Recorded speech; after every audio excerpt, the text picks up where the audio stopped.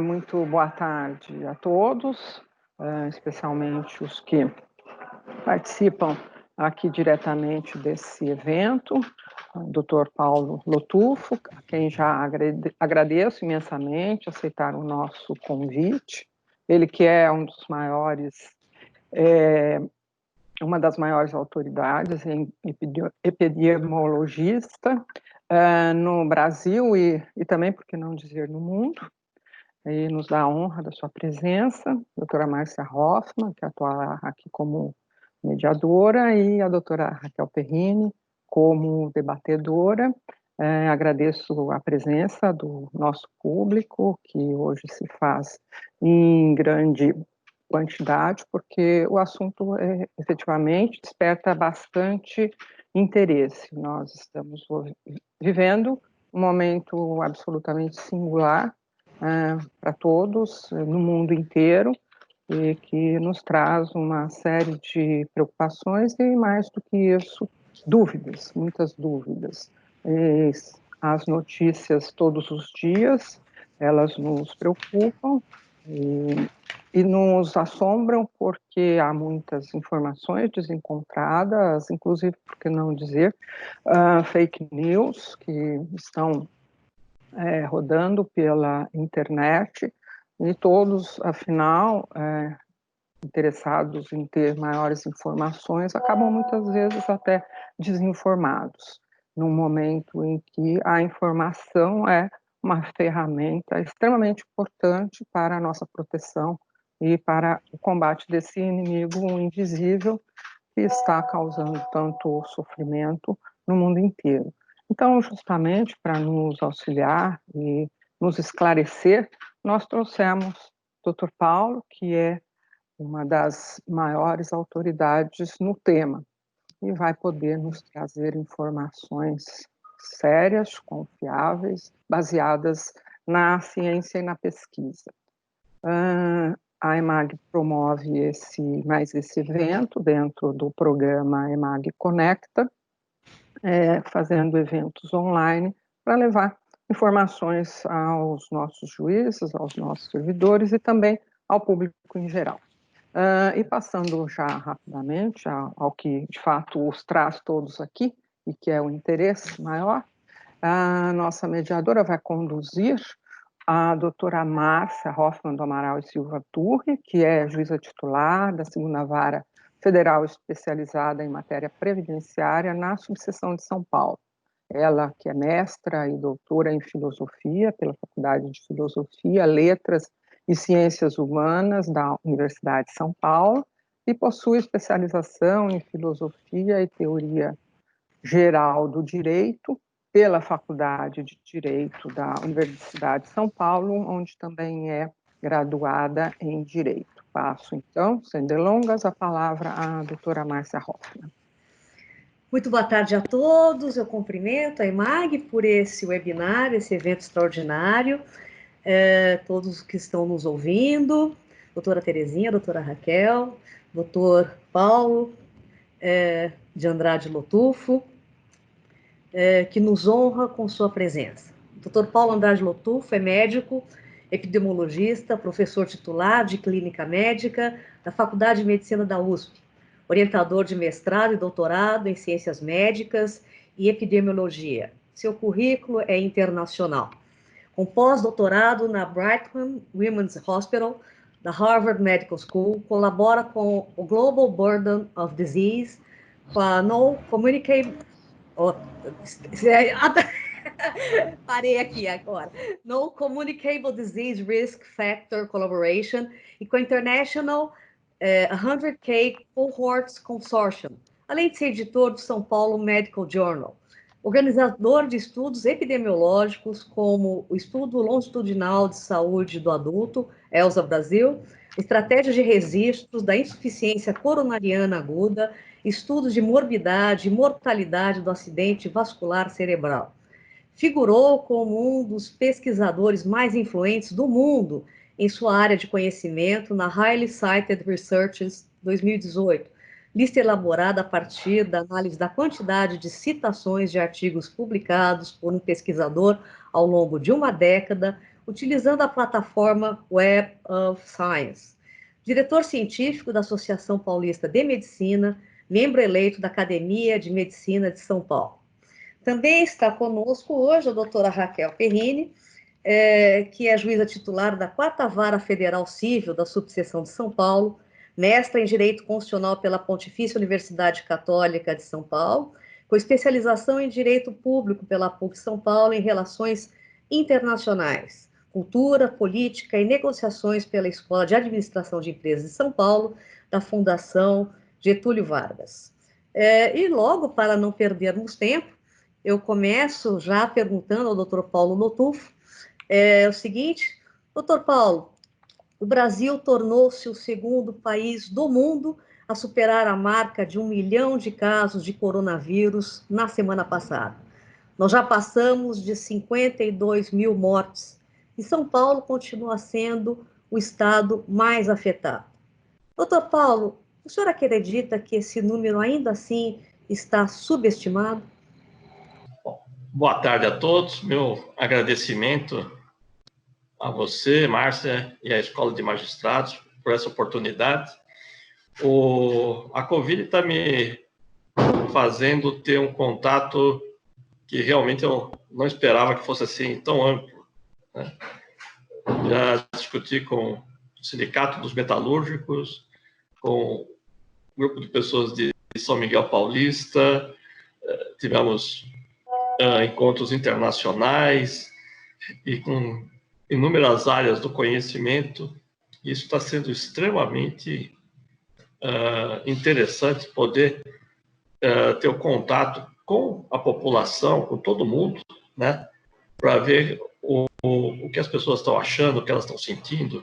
Isso, para mim, é uma coisa, um ganho muito grande que estamos tendo aí nesse período. Em relação à sua pergunta, ela foi feita desde sempre. Muita gente perguntava assim: quando será o pico? Quando será o pico? Né? E muitas pessoas se atreveram a falar, né, dar datas precisas, né? E, obviamente, não se deram bem, né? Nós estamos vivendo uma situação que ela é ímpar, porque aquilo que nós estamos falando, né, imediatamente ela acaba se tornando numa ação. Então, no momento em que uma pessoa ligada ao Ministério, ao governo do Estado, faz uma afirmação: olha, as mortes estão subindo, mas estão desacelerando, né? Isso daí leva com que o governo do Estado, o Ministério, o prefeito, entenda que as coisas estão diminuindo. Na verdade, desacelerar significa aumentar, né, a um ritmo um pouco menor, mas significa aumento. No momento que o governador do estado, o prefeito, ele ouve isso, ele está louco para ter as medidas de flexibilização, de relaxamento, ele faz, né? E o que ele ocasiona com isso, né? Ele ocasiona exatamente o efeito oposto, né, que ele estava se pensando. Você passa a acelerar o número de eventos e de mortes, né? Então, toda vez que alguém faz uma previsão, né, precisa levar em conta que aquela previsão vai levar a uma ação, e essa ação pode ser ir justamente contra aquilo que está sendo predito, né? É uma situação bastante estranha isso daí. Eu tenho, por tudo que eu estou vendo, né, nós vamos ter aumento do número de casos. Quando houve o primeiro relaxamento em São Paulo, eu fiz uma crítica que foi publicada no jornal Estado de São Paulo, e eu sei que a cúpula do governo lá não gostou, né? Ficou chateada comigo aí, que eu estava remando contra, né? E, infelizmente, né, o tempo foi dar razão. Eu preferia estar errado mesmo. Então, ontem eu estava assistindo a apresentação na televisão, e a apresentadora, ela chega e fala assim: o estado de São Paulo bateu recorde de casos de mortes, né? Aí fala assim, o governador já está preparando a volta às aulas. Mas ela olha, né? Ela está assustada, porque ela não consegue, né? Porque a contradição é imensa na notícia que ela está dando, né? Dá quase a impressão assim que existia algum erro no que estava sendo de informação ou não, né? Quer dizer, assim, o erro era na ação, na realidade. Então, o que nós estamos vivendo hoje é um momento muito ruim, porque foi feito um esforço imenso, né? Um esforço imenso de isolamento social, com um custo muito grande, e não se alcançou os objetivos necessários e fundamentais para um sucesso, né? Ficou, naquilo que a gente fala no popular, meia boca. É como se aquela pessoa que toma o antibiótico pela metade, né? E tem dor de estômago, tem alergia, né? Então fica com vários efeitos colaterais e não consegue tratar a infecção, né? É um pouco isso que nós fizemos. Embora essa meia boca funcionou em São Paulo. Nós tivemos um impacto muito menor do que houve em Manaus, que houve em São Luís e que houve em Belém, no Rio de Janeiro. O impacto foi muito menor, né? E aí existe um paradoxo, que no momento que as suas ações preventivas funcionam, mesmo pela metade, elas prolongam o período da epidemia. Porque se a gente não fizesse nada, o que iria ter acontecido seria assim uma mortandade, assim, com uma violência inédita, né? Semelhante à que foi descrita na gripe espanhola. Na gripe espanhola se descreve que em São Paulo, mas principalmente no Rio de Janeiro, abria-se casas e encontravam-se pessoas mortas lá já há um tempo, né? O policiamento da cidade não existia praticamente, porque vários policiais, né, tinham morrido ou estavam doentes. E aí se dizia que a violência não aumentou porque também, né, os meliantes também estavam abatidos, né? Em São Paulo teve fábricas que não conseguiam produzir nada, porque elas abriam e não chegava ninguém, porque estava doente, tinha morrido. E o que aconteceu é uma descrição que, né, o Oswald de Andrade faz um poema lá, né, a gripe como veio se foi, né? E esse como veio se foi é terrível, porque se foi, né, com uma quantidade imensa de mortos, né? Tem vários cemitérios em São Paulo que foram criados, né, nessa época justamente para poder enterrar as vítimas da gripe espanhola. Aqui em São Paulo, isso não aconteceu. Nós conseguimos segurar parte considerável dos casos graves, conseguimos tratar, conseguimos atender. Em nenhum momento o sistema médico hospitalar aqui entrou em colapso, né? Na Grande São Paulo não houve colapso. Houve colapso em Manaus, houve em Belém, em São Luís, no Rio de Janeiro. Aqui não houve, né? E houve colapso em Nova York, houve colapso em Milão, houve colapso em Boston, né, a capital da ciência médica, né? Teve problemas sérios em relação a isso. A gente conseguiu segurar. A gente segurou pela metade, né? Esse que está sendo o nosso grande problema. Nós estamos vivendo hoje o pior dos mundos, porque a gente não conseguiu reduzir a níveis seguros e existe uma enorme pressão, né, pela reabertura, né?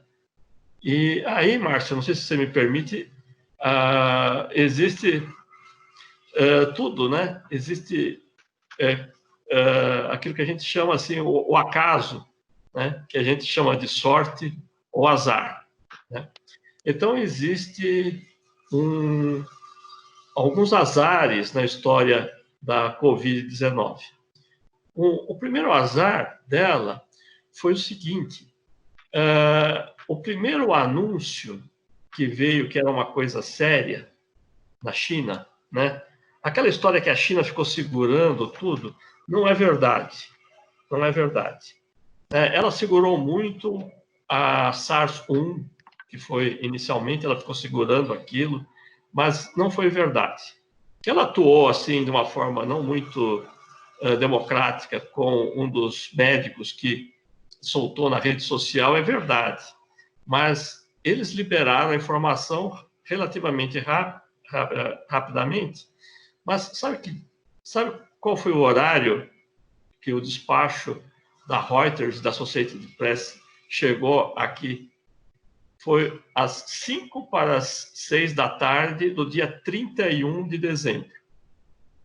Então, imagina a esta hora se alguém, né, no planeta Terra, pelo menos no Ocidente, estava vendo alguma notícia e se preocupando com o que estava se passando na China, que tinham 27 pessoas com uma gripe lá e que parecia que era grave.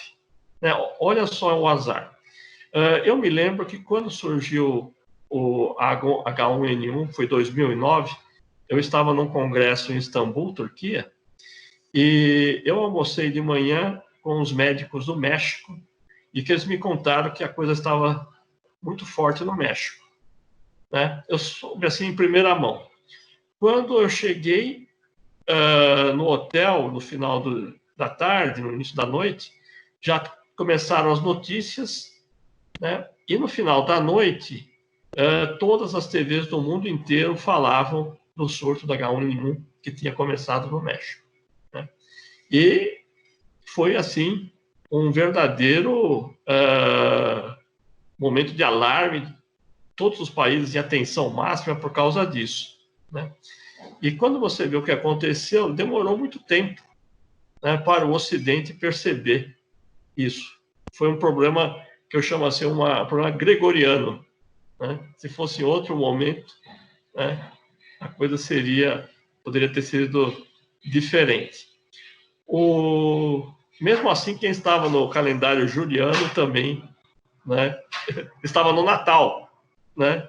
Então, eles estavam no Natal. Aí, nós tivemos um outro azar, Estados Unidos e Brasil, que foi ano eleitoral. Então, as ações que o Donald Trump teve foram todas motivadas pelo calendário eleitoral. Ele percebeu o que estava acontecendo e tomou uma posição que foi muito ruim. Parte considerável da crise que nós temos se deve às ações do Donald Trump. Não agora exatamente, mas antes, quando ele diminuiu muito o poder de ação do Centro de Controle de Doenças, que fica em Atlanta, que tem um orçamento imenso, uma quantidade de pessoas muito competentes. Para se ter uma ideia, quando teve a epidemia de Zika, aqui no Nordeste, né, eles mandaram quase um batalhão de pesquisadores, de cientistas, para estudar, para fazer, né, para verificar tudo o que estava acontecendo, né? E, nesse caso, eles ficaram inertes até dentro do próprio Estados Unidos. Isso é um problema sério. Eles são o principal centro de controle de epidemias no mundo, né? E aqui no Brasil nós temos também o problema do calendário eleitoral, né? Nós temos prefeitos que estão desesperados aí por causa da eleição. Se fosse num outro ano não eleitoral, né, com certeza as preocupações, as pressões seriam de outra ordem, né? Que elas existiriam, mas seriam de outra ordem. Então, são duas coisas que nos afetam, que nós não podemos negar, né? Quando alguém fala da questão política, né, é praticamente impossível você desvencilhar epidemia de política e política de epidemia. Várias epidemias influenciaram o curso da história. Napoleão não conseguiu conquistar a Rússia porque teve uma epidemia de febre tifoide, né? Esse é um dos grandes exemplos. Quer dizer, vários exércitos foram abatidos por vírus ou bactérias, né? E não pelo inimigo, né? Então, a gente sabe que a questão política se tornou muito forte. O problema nessa pandemia é que nós pegamos três líderes mundiais, né, com posições absolutamente contrárias, né? E Boris Johnson na Inglaterra, Donald Trump e Jair Bolsonaro, né? E um outro que está se falando pouco, que é o López Obrador no México, né? Também outra pessoa que foi um negacionista importante, e o México está tendo taxas de mortalidade de casos alarmantes. Essas pessoas tentaram dominar, né, a situação, achando que o número de votos, a importância deles, ia conter o vírus, né? E é aquilo que eu falo, o vírus não liga para fronteiras, não liga para... não adianta botar general, porque ele não bate continência, não interessa quem seja, né? Não respeita credos, religiões, né? Ele tem uma outra lógica. E foi isso que aconteceu. O que o Boris Johnson fez na Inglaterra foi terrível, né? Porque a Inglaterra é a pátria da saúde pública, é o grande exemplo. E eles fizeram barberagens inadmissíveis, coisas que nós em São Paulo não fizemos, né?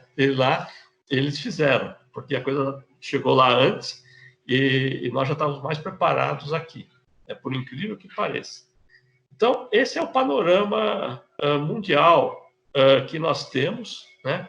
E a situação é a seguinte: os países asiáticos se comportaram muito bem. O único país asiático que se comportou mal foi o Japão. Isso porque ele botou um interesse extra, que era a questão da Olimpíada. Eles queriam fazer a todo custo a Olimpíada, né? Imagina só, fazer a Olimpíada daqui a 40 dias, seria a Olimpíada, né? Eles queriam fazer a Olimpíada, então eles ficaram segurando, falando que o Japão estava livre. Não estava nada, né? Eles não estavam notificando, testando, e o que eles testavam não estavam informando. Quando há o adiamento da Olimpíada, né, o número de casos do Japão estoura, né? Não pelo anúncio, mas sim porque estava represado. A África está fazendo, com toda a pobreza da África, eles estão fazendo trabalhos muito bons de contenção, né? A Europa apoiou muito, mas soube fazer isso e está saindo relativamente bem. Agora, aqui nas Américas, né, está sendo realmente uma coisa muito ruim. Então, você tem as exceções aí, Uruguai, Argentina, que conseguiram segurar a coisa, a Costa Rica, né? Mas no restante dos países, né, a coisa está muito ruim. O Chile, o ministro da Saúde lá omitiu 2.000 mortos, 2.000 casos, né? 200 mortos. Ele tinha omitido, ele foi demitido, descobriram. Ele ficava escondendo as informações, né? O México é um descalabro, né? O México, cálculo que é o lugar onde tem mais subnotificação. Então, essa é a situação que nós temos hoje, né? Os Estados Unidos, todos os estados que abriram lá no sul estão aumentando o número de casos, né? E o pessoal continua achando que pode abrir, né? Hoje, eu recebi aí pela internet um dos jornais matutinos lá da NBC, o Today, entrevistando o diretor da Harvard, né? E dava dó, porque o diretor da Harvard estava falando o beabá do que precisava ser feito, né? E a repórter falou assim: nossa, interessante o que o senhor está falando. Ora, interessante de um conhecimento que a humanidade tem há 150 anos, mais ou menos, de como conter uma epidemia, ele não está falando nada novo, né? Mas isso está parecendo coisa nova a ser aplicada lá nos Estados Unidos, né? Nós não vamos ser campeões aí de mortalidade ou de casos, porque os Estados Unidos realmente está disposto, né, a ficar com o título, e o México também está disputando. Não é mérito nosso, não, né? Os outros também estão trabalhando muito mal.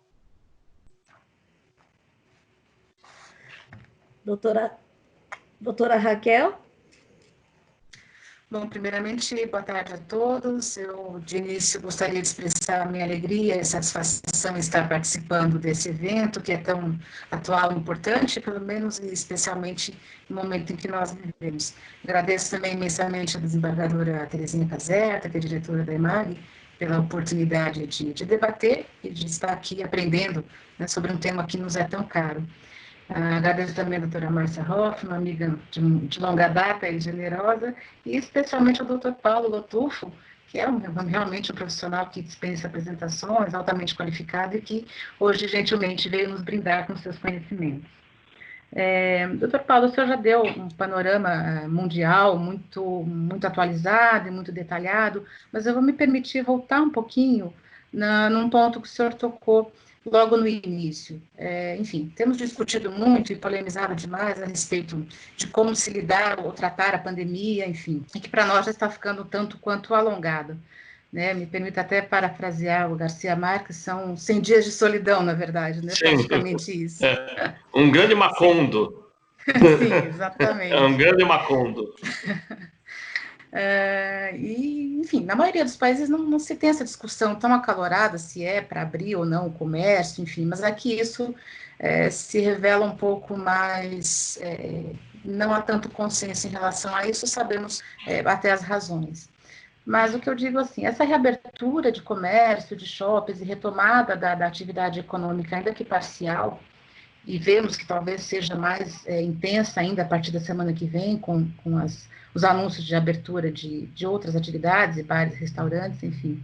Então, talvez essa reabertura precoce dê a falsa sensação de que está tudo bem, de que o pior já passou, de que estamos voltando ao normal, ou ao novo normal, como dizem por aí, né?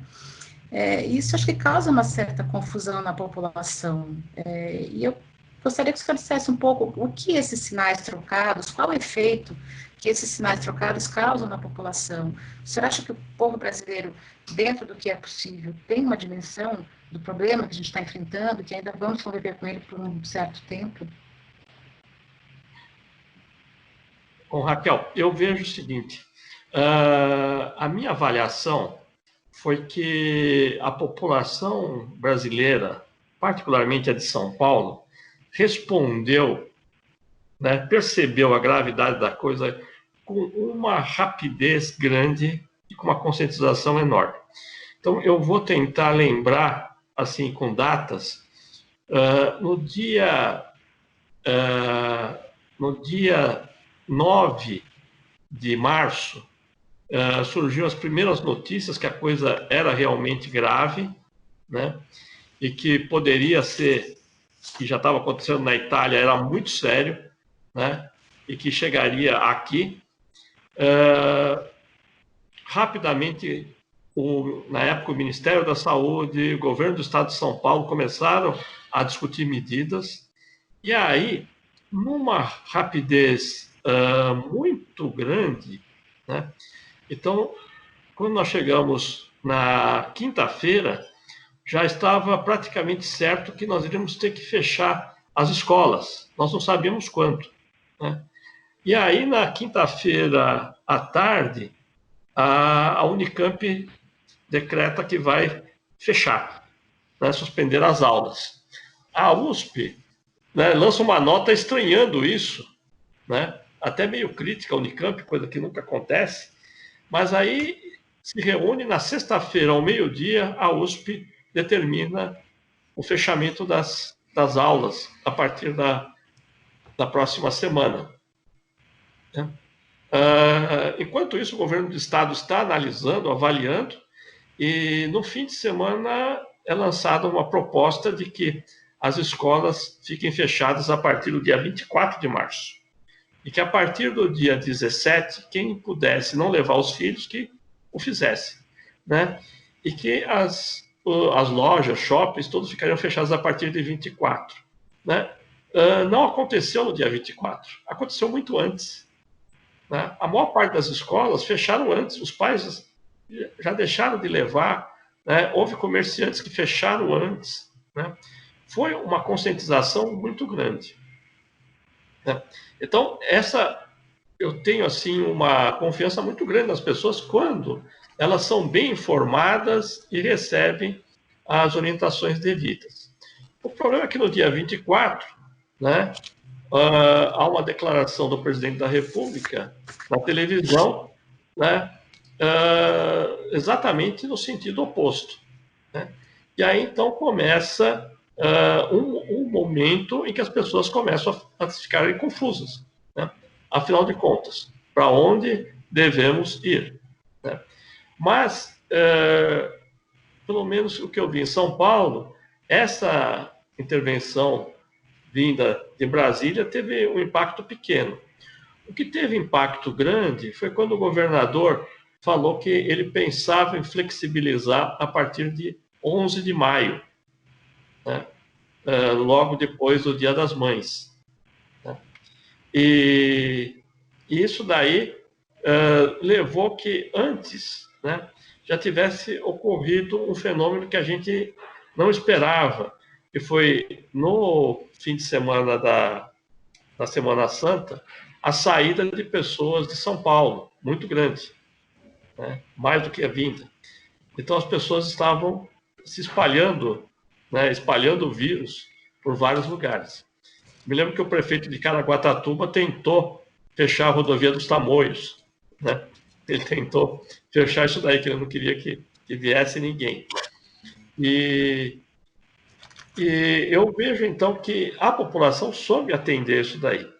Mas o que aconteceu passou a ser, né, uma disputa política depois, evidente, a pressão das prefeituras e prefeitos, né? Vários deles falando assim, mas aqui não está acontecendo nada, né? E uma das razões que não estava acontecendo nada em alguns lugares é porque estava acontecendo em outros, né? Então, Campinas estava sem caso, né? Uma das razões porque São Paulo estava controlando, né? E não estava chegando lá, né?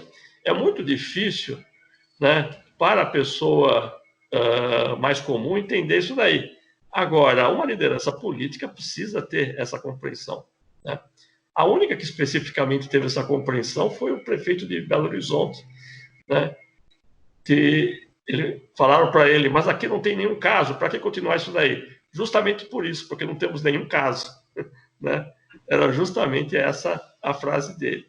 Agora, tudo que nós fizemos não se comparou em nada o que a Nova Zelândia fez, o que outros países asiáticos fizeram, né? E mesmo os europeus. Nós ficamos meia boca, né? Tivemos a construção civil funcionando, o transporte público funcionando, né? Florianópolis, que é um exemplo de sucesso, eles ficaram com o transporte público fechado desde o início, né? Não houve transporte público lá, né? E Florianópolis é um sucesso no Brasil. O número de casos e mortes que tem lá é um dos mais baixos, né? Eles conseguiram fazer isso daí. Então, o problema que nós temos hoje é passar uma informação forte, é termos lideranças, né? E que o que infelizmente aconteceu é que nós pulverizamos as decisões. Quer dizer, no momento em que o Supremo falou que lá os governadores e prefeitos podiam ter liberdade, né, teve uma avaliação correta, que eu vejo, né, ainda bem, porque senão não ia ter nenhuma atitude, ia ser muito pior, né? Mas com isso levou a coisas absurdas, como nós vimos aí na televisão, né, um shopping que fica entre o Sorocaba e o Votorantim, que ele está, né, 1/3 aberto, porque é Votorantim, né, 2/3 fechados, porque é Sorocaba, né? É como se o vírus, né, soubesse os limites municipais, né? Então, esses são os problemas. Quer dizer, a liderança mundial da OMS seria fundamental. A OMS enfraquecida e o Trump tentando enfraquecer. A liderança do CDC americano enfraquecida, né? A liderança da saúde pública britânica, que é a principal no mundo, enfraquecida, né? E depois aqui você tem o Ministério da Saúde sem ministro há 30 e sei lá quantos dias, né? Então, tudo isso daí, né, leva com que realmente a população não saiba, né? Assim, não é que não saiba, né? Não tem a quem responder, né? Quem está liderando. O Rio de Janeiro teve, em 24 horas, 3 decisões, uma do governador, outra do prefeito, depois teve liminar daqui, liminar de lá, quer dizer... Então, isso realmente leva a uma descrença do que está se passando.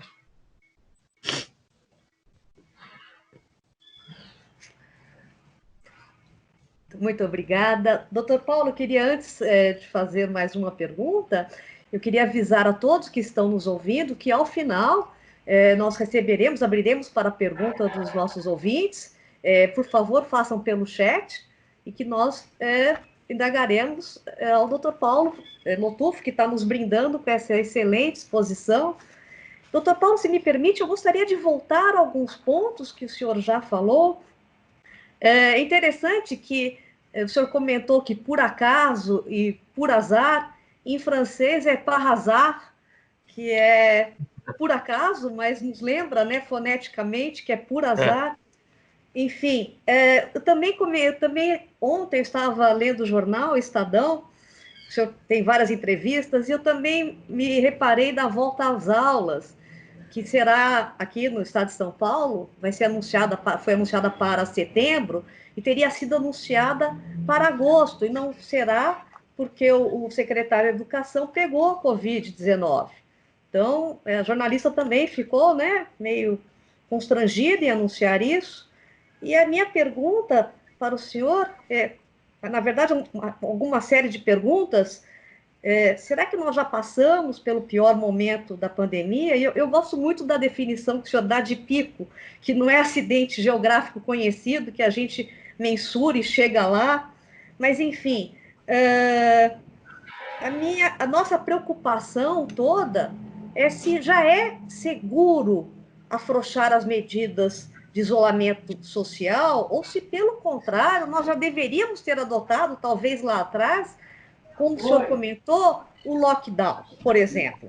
E se o senhor comentou também que nós não tivemos o colapso do sistema de saúde, como houve em Manaus, mas será que se nós continuarmos nessa toada, não há um risco de termos o colapso do sistema de saúde? Será que nós não devemos nos preocupar, doutor Paulo?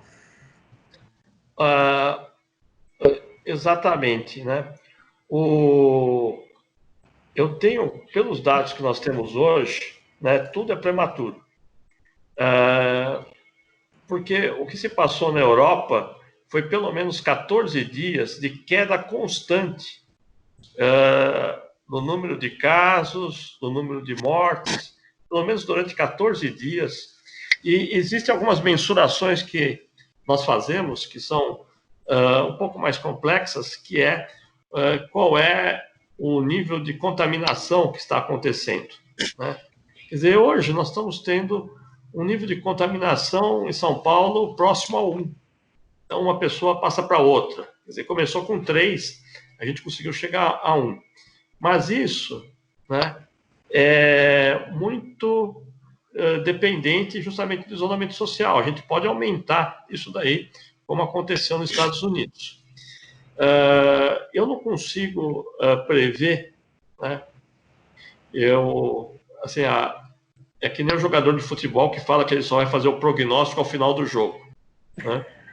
E nós vamos falar assim, 14 dias depois, que a gente vai poder falar que realmente está diminuindo, né? Que nós já estamos numa fase realmente de descenso, né?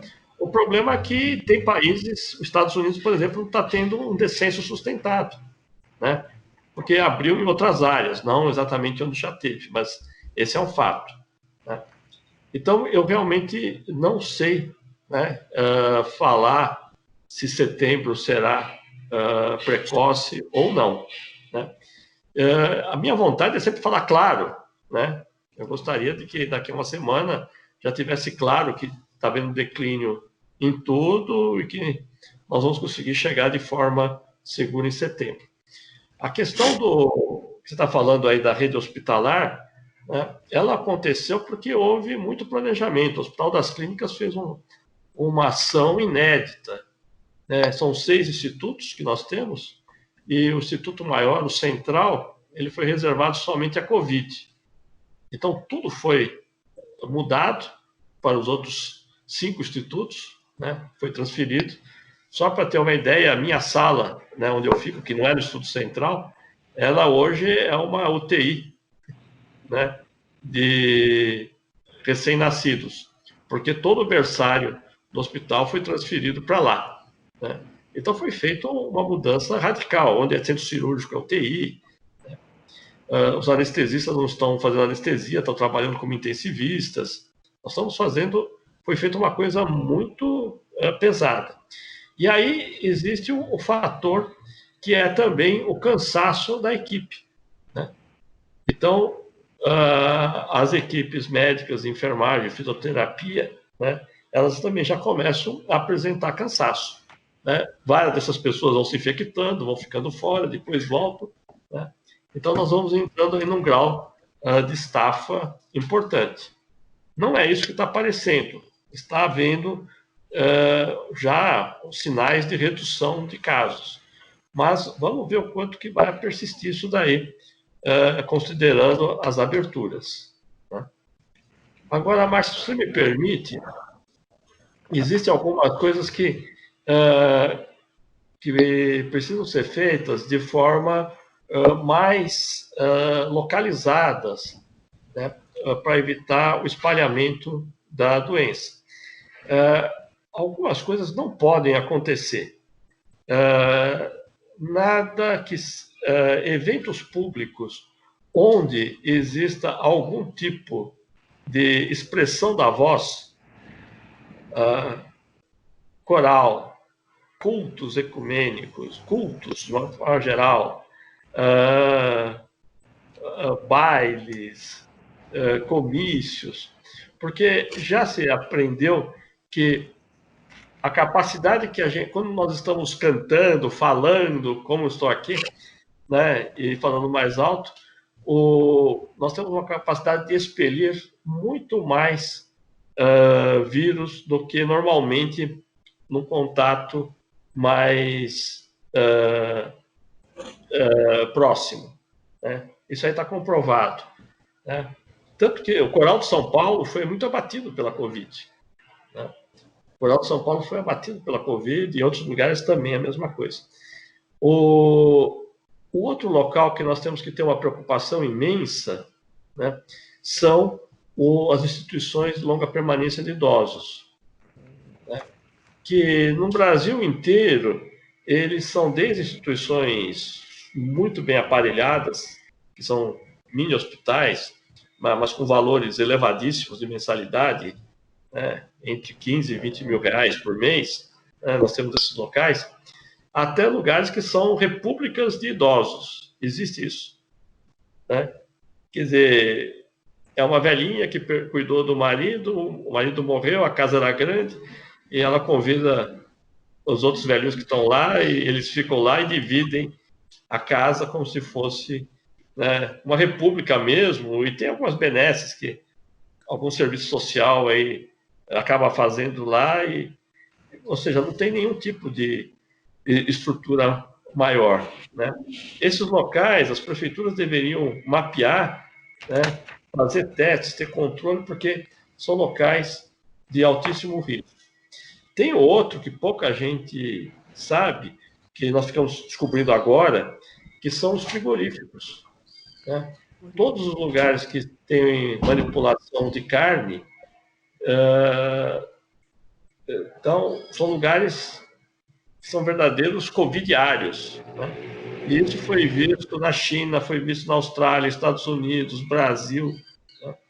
E aí tem uma questão, nós temos grandes empresas, né? A maior empresa mundial é brasileira, né? Ela tem dinheiro suficiente para fazer isso daí, mas existem 30 mil pequenos frigoríficos no país inteiro, na região sul, na região centro-oeste, o país inteiro praticamente, né? Que faz aquela salsicha, que faz aquela linguiça, que prepara carne de boi mesmo, né? Para aquele consumo da região. E isso é uma coisa, isso é uma ação importante que, né, o Sistema Único de Saúde deveria fazer, né? E a outra questão mais importante de tudo, né, é que nós temos o programa de saúde da família, onde existem as agentes comunitários de saúde, e que eles não estão sendo utilizados como poderiam ser para o controle dos casos, né, a procura dos contactantes, manter as pessoas em isolamento. Então, tem muita coisa para fazer ainda, né, que são coisas óbvias, né? Agora, o que eu vejo é que, por parte dos governos de estado, por parte dos prefeitos, eles estão muito mais preocupados com as entrevistas à televisão do que realmente ter um time que está trabalhando. Tudo bem, eu acho que o governador, o prefeito, ele deve aparecer bastante, deve mostrar liderança, mas é fundamental que houvesse um time bastante coeso por trás, fazendo, né, o feijão com arroz, né, que é aquilo que eu falei, né, em relação à atenção primária trabalhando, em relação aos lugares de maior espalhamento do vírus. Muito obrigada, doutor Paulo. Passo a palavra à doutora Raquel. Doutora Raquel? Seu microfone, doutora Raquel, por gentileza. Desculpem, a gente esquece de religar o microfone, né? Doutor Paulo, eu vou focar agora numa questão um pouco mais prática. A gente tem visto notícias promissoras na imprensa de que estão desenvolvendo uma vacina contra o vírus, principalmente em Oxford, e anunciando, então, que a Fundação Lehman faria testes de fase 3 aqui no Brasil. A gente sabe que a prevenção, sem dúvida, é fundamental para imunizar a população e impedir que isso se propague, né?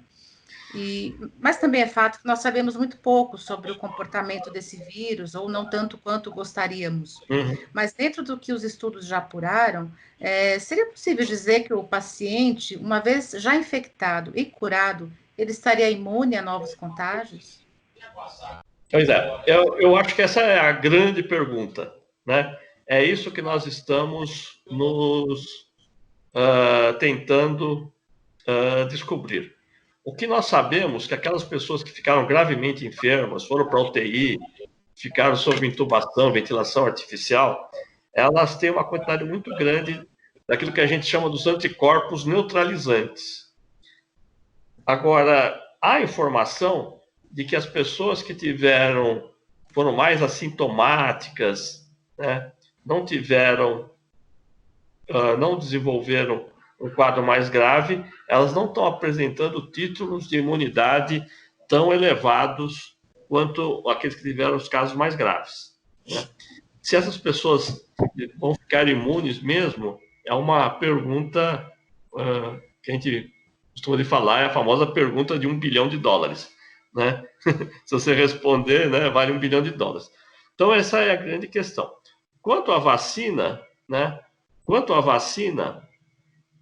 Eu acho que essa é a solução mesmo, né? Agora, a gente sabe de uma questão em relação às vacinas, que o importante não é ser o primeiro a chegar. O importante é ser o melhor, né? Então, na questão da dengue, houve uma disputa de laboratórios, né?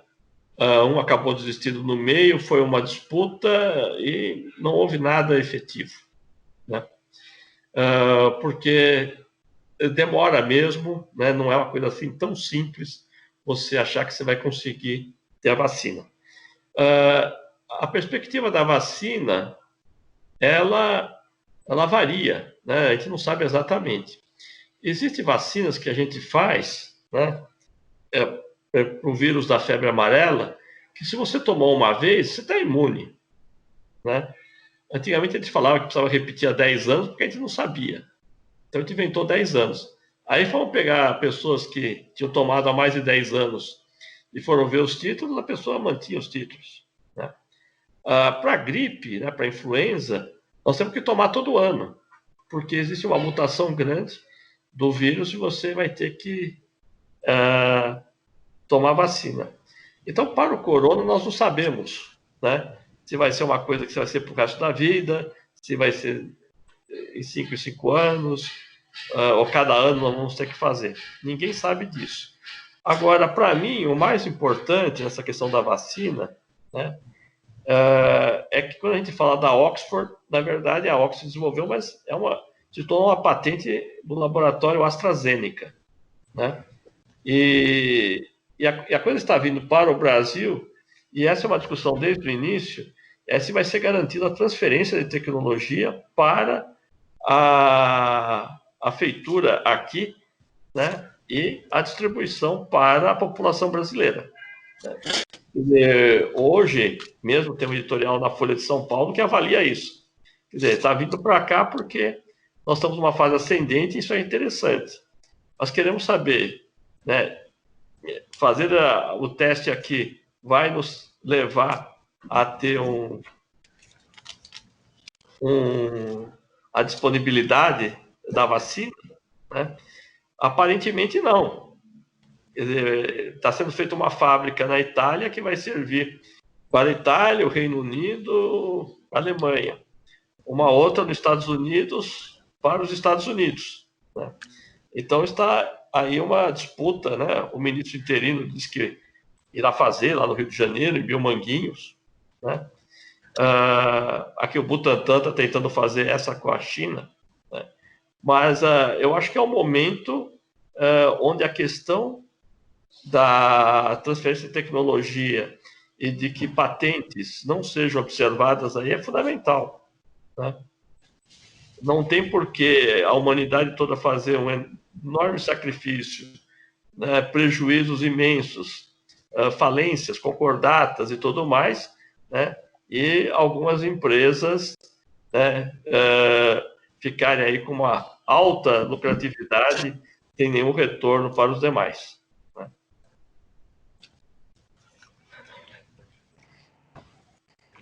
Muito obrigada.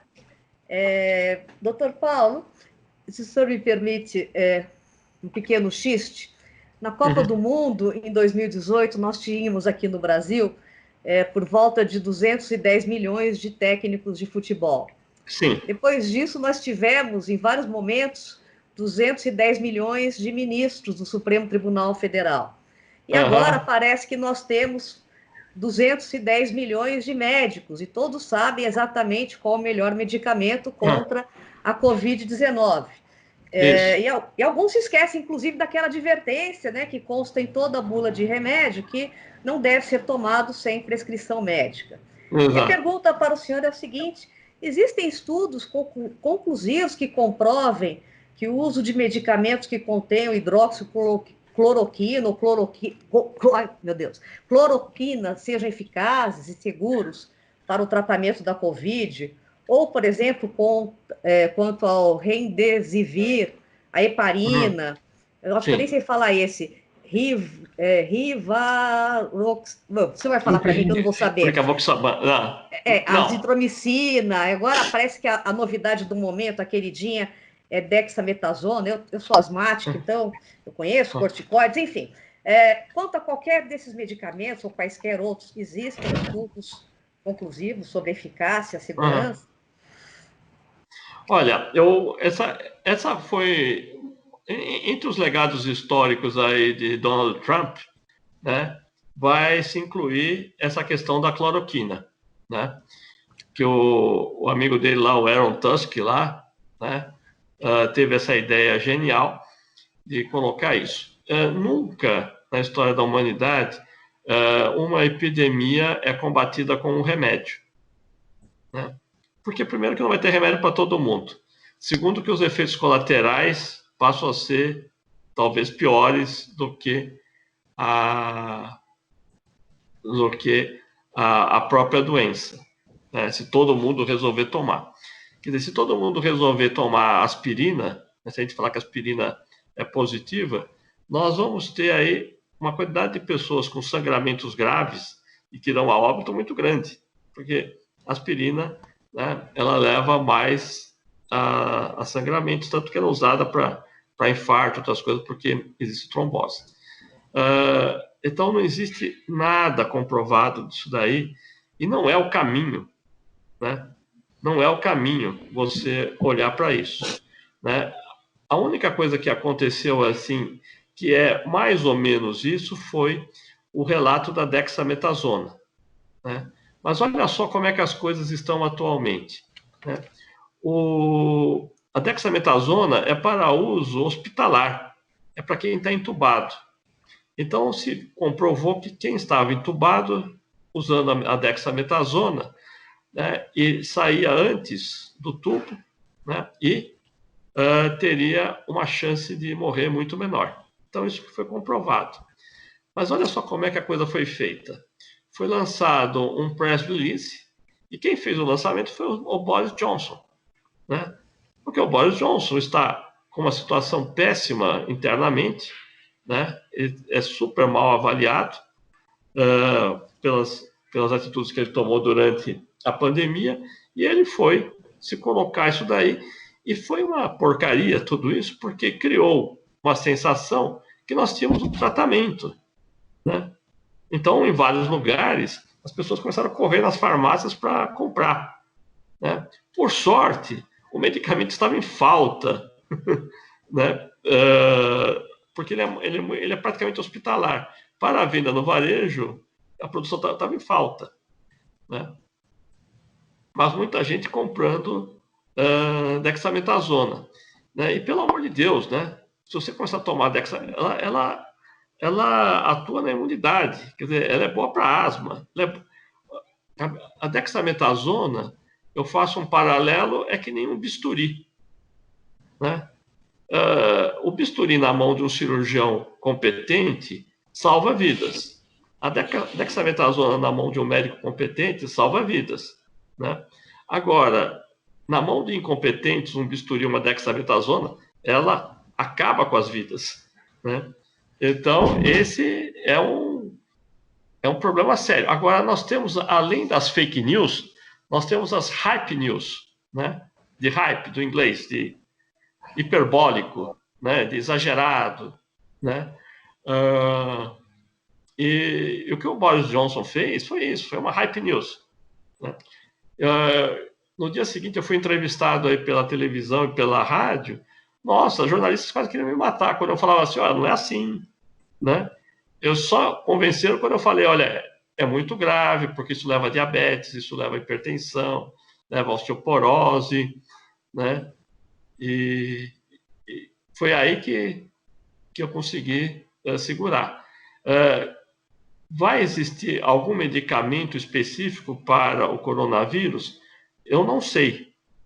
Aparentemente não há nenhum indício disso, porque os outros coronavírus que causam resfriado, que são 4, nunca se conseguiu chegar em ter um medicamento antiviral, como se tem para o HIV, como se tem para hepatite, como se tem até para a gripe, né? Porque assim, o HN1 tem uma vantagem quando você fazia o diagnóstico, que você podia usar um antiviral, né? Que na época era o famoso Tamiflu, né? Que você conseguia segurar alguns casos, né? Então eu não vejo não vejo nada nisso daí. Agora, toda vez que existe uma situação assim alarmante, surge de tudo, né? A vitamina D, né? Cáscara sagrada, IP roxo, né? Nós já tivemos aí na história da humanidade várias coisas. Só de tratamento de câncer, né, a gente já levantou assim, né, a raiz da fáfia paniculada, ou botando aí o ipê roxo, que era o famoso médico de Taubaté, né, que receitava isso, as pessoas iam lá, né. Eu só falo que ainda bem que o João de Deus está preso, né, porque se ele estivesse solto, né, ele ia falar que o abraço dele ia salvar. Então ia ser uma transmissão imensa, né? Eu juntar um monte de gente lá na cidade dele, e ele ia ficar abraçando e ficar espalhando a doença, né? Esse para mim foi um fato positivo aí. Márcia. Doutor, então continua a advertência, né? Não deve ser tomado sem prescrição médica. Nada. Nada. Assim, então compra um bisturi e tente se operar, entendeu? Faça. É a mesma coisa, entendeu? Então eu vou fazer uma plástica aqui, vou dar uma arrumada aqui. É a mesma coisa, né? Você ficar tomando remédio. Obrigada, doutor Paulo. Doutora Raquel? Doutor Paulo, nós sabemos que o nosso país é gigantesco, né? Uma população para mais de 200 milhões de habitantes e é um país de dimensões continentais. Então, na verdade, é inviável uma logística e recursos financeiros que pudessem fazer uma testagem em todos os segmentos da população. E aí, nesse gancho, eu tenho duas questões ao senhor. O senhor acha que a testagem é um indicador seguro para análise de evolução dessa pandemia? E fazendo esse recorte populacional e financeiro, quais os grupos que o senhor considera prioritários para a testagem, ou estratégicos, na verdade, para a análise? Isso. Olha, primeiro, quando está se falando em testagem, começa uma confusão que existem dois testes, né? Que assim, um teste é para você identificar se existe vírus, né? Que a gente chama de RT-PCR, né? Que é uma tradução aí é um acrônimo em inglês aí do método que se utiliza, né? Esse é o teste que tem que ser feito, porque ele consegue identificar se a pessoa tem o vírus ou não, né? E, sendo bem feito, ele tem uma boa especificidade, uma boa sensibilidade, e ele é a base do diagnóstico e de você ter os controles locais, né? De atrás do contactante, você vê. O problema do RT-PCR é que, para ele ser bem feito, ele precisa ser feito na nasofaringe.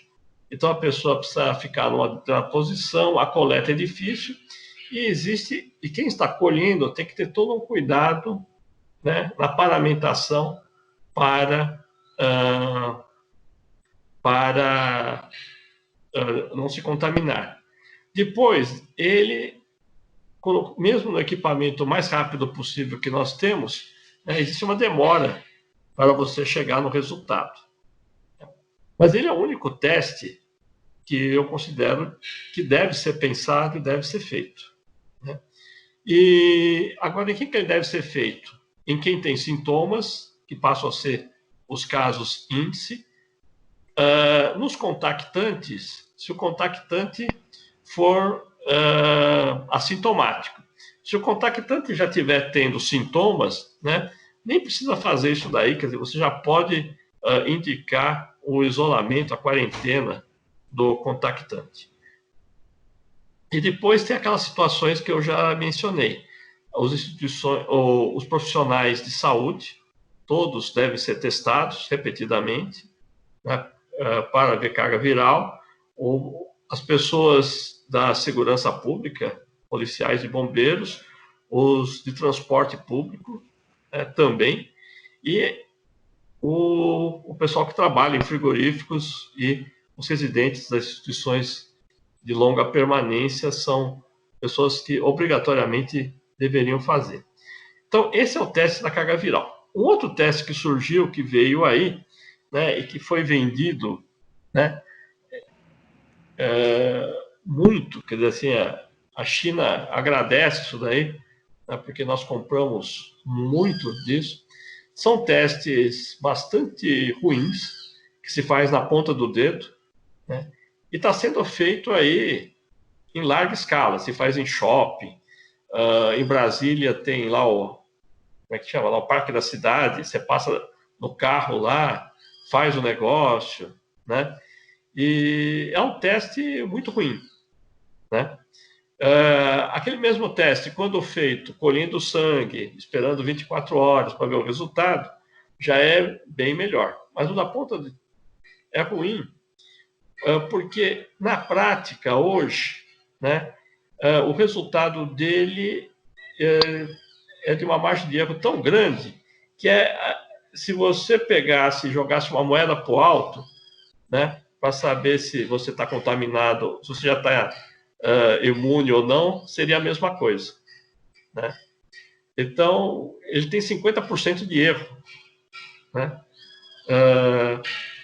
Quando ele aparece. O pior é que as pessoas interpretam, tem gente interpretando esse teste aí da ponta do dedo de forma errada, né? Então, houve uma festa aí que virou um escândalo lá em Brasília, onde para entrar na festa as pessoas precisavam fazer o teste. Só que a burra, né, não tem outro termo para chamar aí a organizadora dessa festa, ela deixava entrar somente aqueles que davam negativo. Negativo seria assim, negativo, não tenho anticorpos, né? Quem era positivo significa, eu tenho anticorpos, eu estou imune, né? Então, ela dispensou quem era positivo, né, mesmo uma grande parte sendo falsos positivos, e só entrou lá quem realmente não tinha anticorpo, não tinha nada, né? Ou seja, aquela festa foi realmente um covidiário, né? Foi assim, para que as pessoas pegassem a doença. Então, quem for utilizar isso, pelo amor de Deus, pelo menos interprete correto, né? A vantagem é quando dá positivo, não quando dá negativo, né? Mas não foi só nessa festa, em vários lugares aconteceu isso, né? Isso aí está sendo aplicado em farmácias, né? O Jornal Nacional mostrou posto de gasolina fazendo isso, né? Parece que é um frentista lá, uma frentista, né, que aplicava aquilo lá, cobrava não sei quanto, né? Então, isso daí não pode ser base para volta à escola, volta ao trabalho, como está se querendo fazer, né? Nos Estados Unidos, o Centro de Controle de Doenças já tem uma posição contrária a isso, né? Já se mostrou contrário a essa proposta. Raquel. Doutor Paulo, nós já temos perguntas vindas do público. Sim. Eu passaria a palavra, então, para a doutora Terezinha, para formular. Doutora Terezinha, precisa ativar o seu microfone, por gentileza. Isso sempre acontece. Sempre. Um dia nós vamos aprender. Doutor Paulo, muito obrigada pelas suas informações tão preciosas e tão precisas também. O nosso público está, muitas mensagens são especialmente no sentido de agradecer, e uma delas é da nossa querida doutora Tânia Hauck, psicóloga, colaboradora da nossa escola, agradecendo as informações e também fazendo uma pergunta. Ela pergunta se há estudos em andamento que relacionam o tipo sanguíneo com a gravidade da doença. Sim, existe, mas, quer dizer, fala que as pessoas com o grupo A teriam isso de forma mais, com maior frequência. Agora, são coisas complicadas, né? Pelo seguinte, as pessoas que têm o grupo O, né, ou 0, são aquelas que tiveram no passado uma chance maior de defesa contra a doença. Então, como o O e o A são os mais comuns, pode ser que isso daí, na verdade, seja uma frequência muito menor no O do que efetivamente no grupo A, né? Então, não dá para falar isso daí, não dá para se preocupar muito nisso, e também o fato, porque se você for A, O, B, AB, né, você vai ter que fazer as mesmas medidas de sempre. Então, não tem porquê, né, ficar medindo uma coisa que o fato de você ser O, A, B ou B, você não está mais imune, né? Você não pode ficar achando que você está livre da doença. Muito obrigada. Nós temos agora também uma pergunta da nossa querida Fernanda do Amaral e Silva Turri, não por acaso, filha da doutora Márcia, e que é futura médica, em breve também estará sendo entrevistada aqui na EMAG, não é? Ela pergunta ao doutor Paulo se há alguma viabilidade, se é minimamente factível e vantajoso um acordo internacional para a saúde pública. O doutor Paulo perdeu por alguns instantes a conexão, nós estamos aguardando que ele possa retornei, estou ouvindo. Pronto, aqui ó, muito obrigada. Não sei se o senhor ouviu. Não ouvi não ouvi, caiu na hora. Então, foi aqui em casa que caiu. Perfeito. Então vamos lá, a pergunta, ela foi feita pela Fernanda, filha da doutora Márcia, futura colega do senhor, médica, que ela está quase entrando na faculdade de medicina, temos certeza que isso logo, logo acontecerá. E ela pergunta se é possível, minimamente factível e seria inclusive vantajoso, um acordo internacional para a saúde pública. Sem dúvida, né? Uma das questões que nós temos que pensar hoje é em fortalecer a Organização Mundial de Saúde. A Organização Mundial de Saúde, ela é muito fraca. Ela tem um nome, né? Ela tem, assim, eu só falo assim porque a OMS falou, né? Mas ela é muito fraca. Ela tem recursos menores que o CDC, menores que vários ministérios, né? Ela não tem, a equipe permanente dela lá é pequena, né? E as formas de interação, de trabalhos colaborativos são muito pequenos que existem, né? É óbvio hoje que nós temos que melhorar em muito a cooperação internacional. O Donald Trump, na hora que ele fala que ele está saindo da OMS, que ele não vai colocar mais dinheiro, ele está fazendo justamente aquilo oposto do que ele deseja. Ele está deixando que a China assuma totalmente, né, a direção do organismo, né? E hoje todos nós precisamos estar lá, todos os países, precisamos fortalecer muito isso daí, né? A vantagem da pandemia, pelo menos, é de mostrar que nós somos, né, uma coisa só. O planeta é uma coisa só, né? Isso vale para as questões ambientais, vale para as questões de respeito aos direitos humanos, vale em relação às questões de saúde e doença. Muito obrigada. A Luciana Palmeira Goulart, ela nos envia também uma pergunta, já dizendo que, como leiga, ela ouve, não é? Todo mundo falando em curva de contágios, mas que ela não conseguiu ainda entender o que na prática faz com que essa curva desça. O vírus vai morrendo, entre aspas, ou é uma questão das pessoas irem tendo imunidade? Tem alguma hipótese que faz diminuir? Tem. É o seguinte, parece assim uma brincadeira falar que o vírus morre. Ele não morre, mas ele não consegue se reproduzir. O vírus do o coronavírus, né, pelas características dele, ele tem uma capacidade de que uma pessoa transmite para 3, né, e assim sucessivamente. Isso se todo mundo estiver junto e fazendo, né, atividades muito próximas. Por isso que a ideia do distanciamento social é justamente esse. No momento que você diminui a ligação das pessoas, o vírus não tem para onde ir, né? Então, realmente, ele morre, né? Porque ele precisa passar para outro lugar para ele poder se replicar. E é isso que vai acontecendo. Nós tínhamos um índice de 3 inicialmente. Em São Paulo, fomos para 2,4. chegamos a 1,5, 1,20 e ficamos hoje entre 1, mais ou menos. Mas o ideal é ficar abaixo de 1. Né?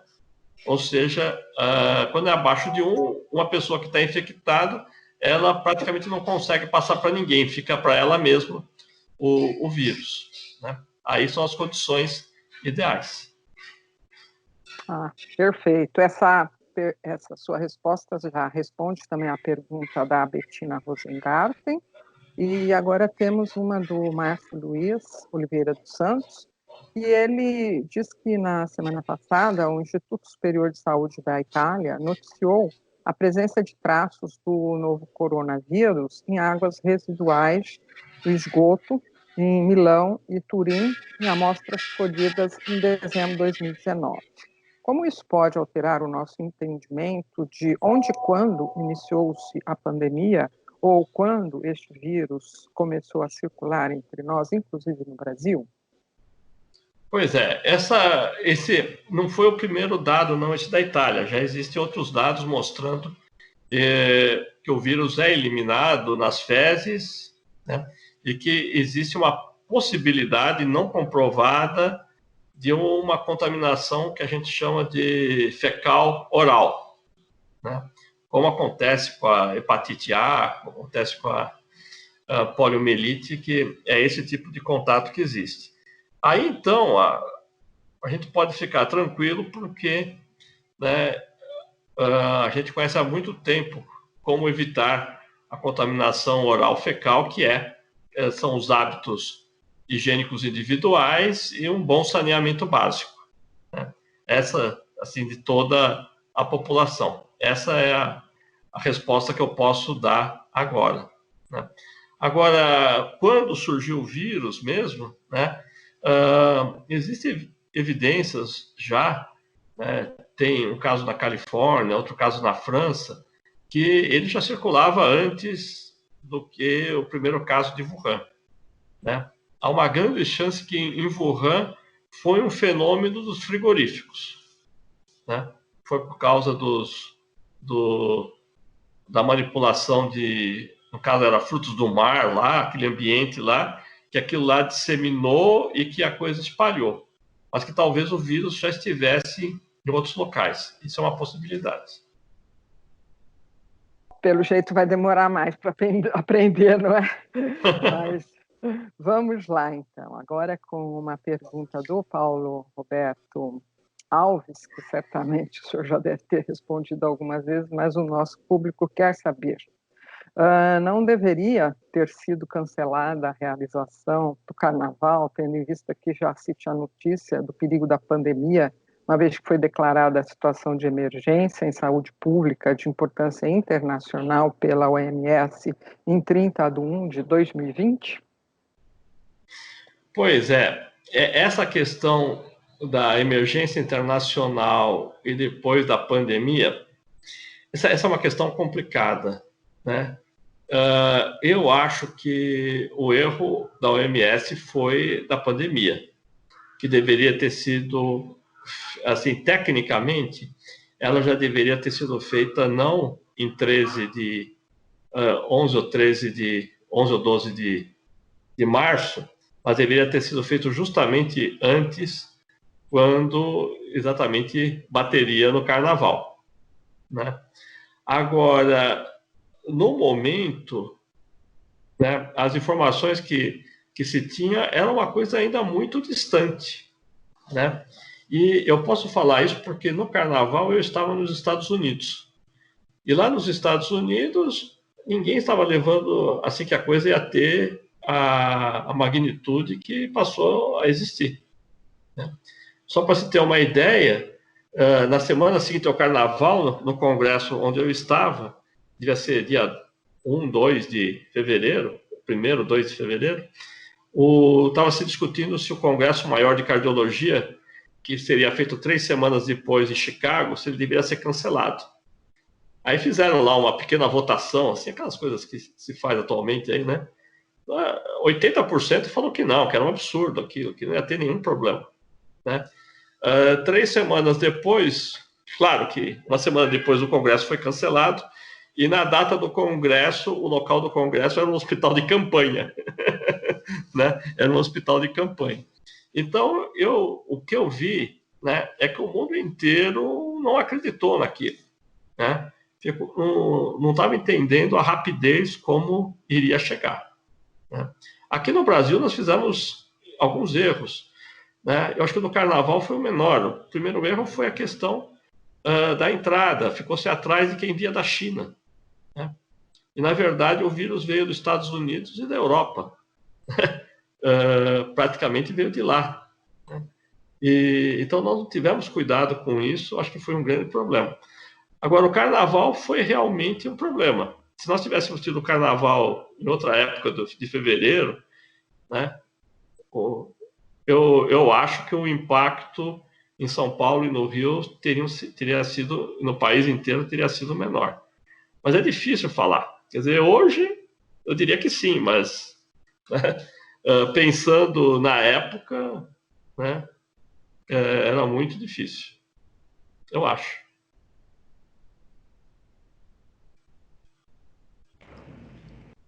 Doutora Terezinha, de novo. É reincidente. Será a última pergunta, porque nós já avançamos do horário e já abusamos demais do nosso gentil expositor, e outras perguntas, muitas foram encaminhadas, mas acabaram sendo respondidas ao longo da sua exposição. Então, nós vamos fazer agora, por último, a Ana Marta Lustosa Messias Barrense. Ela gostaria de saber sobre a segunda onda da pandemia. Qual a possibilidade dela ocorrer, se ela é sempre mais forte e por que ela ocorre? Olha, a segunda onda, ela não é uma questão que irá ocorrer com certeza. Não, né? Até porque nós estamos hoje muito mais atentos. Ela ocorreu na gripe espanhola porque não se fazia nada lá, né? Não tinha, as coisas eram muito mal feitas em todos os lugares, né?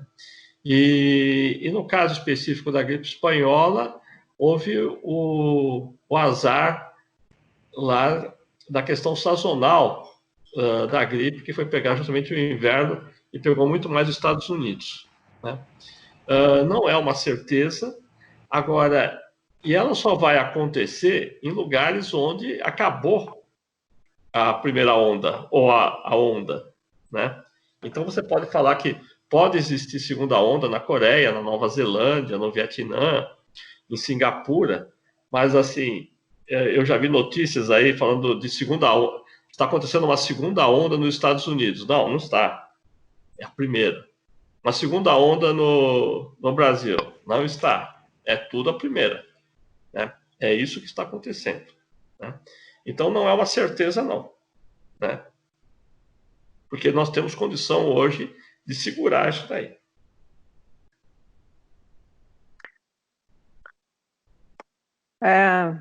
Muito bem, então, penso que podemos ir encaminhando para o final.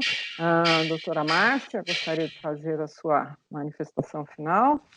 Sim, eu gostaria de agradecer muito ao doutor Paulo pela sua presença no dia de hoje. O senhor reúne qualidades raras, não só é brilhante e com justiça, é um dos pesquisadores mais influentes no mundo, e a qualidade rara é que, com isso, também o senhor é didático e fala de uma maneira simples, que até nós, que somos leigos, conseguimos entender perfeitamente. Eu queria acrescentar não sei se a Renata vai gostar disso, doutor Paulo é irmão da nossa colega, da minha amiga, doutora Renata Lotufo, e ela sabe que eu sou sua fã. Foi uma alegria tê-lo conosco e uma honra nesta tarde. Muito obrigada. Tá bom. Eu que agradeço a todos da Escola da Magistratura por ter tido essa oportunidade, que para mim é mais uma forma de aprendizado e também é uma obrigação minha, né? Eu sou professor, né, de uma universidade pública, e uma das obrigações que nós temos, né, é devolver o conhecimento para a nossa comunidade. Muito obrigado e boa tarde a todos. Doutora obrigada. Raquel, a doutora Raquel gostaria de fazer sua fala final? Então, da mesma forma, acho que tudo que poderia ser dito já foi dito a respeito do Dr. Paulo. Agradeço também imensamente a presença dele, que veio aqui abrilhantar o nosso evento e com certeza trouxe muitos esclarecimentos e, como disse a Márcia, de uma forma didática, de uma forma simples, muito carinhosa e muito simpática. Os nossos agradecimentos, Dr. Paulo, e muito boa tarde.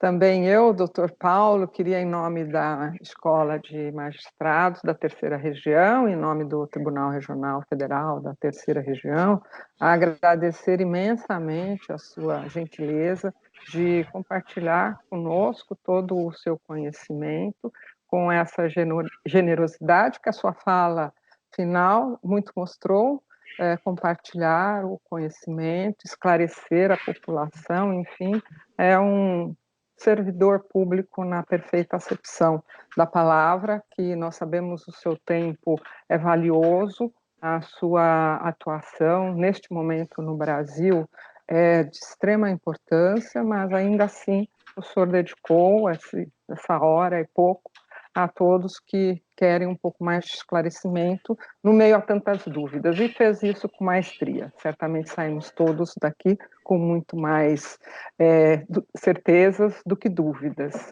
Então, nosso agradecimento sincero pela sua participação e pela sua generosidade, e também o nosso agradecimento à doutora Márcia e à doutora Raquel, que colaboraram também na condução do evento, perguntas interessantes que propiciaram todo esse vasto conhecimento e esclarecimento, e também a equipe técnica da nossa escola, que nos deu o suporte necessário para a realização do evento. Doutor Paulo, muito obrigada. Obrigado. Muito obrigada a todos, então, e boa tarde. E estamos encerrando mais este evento da escola. Obrigada, até mais.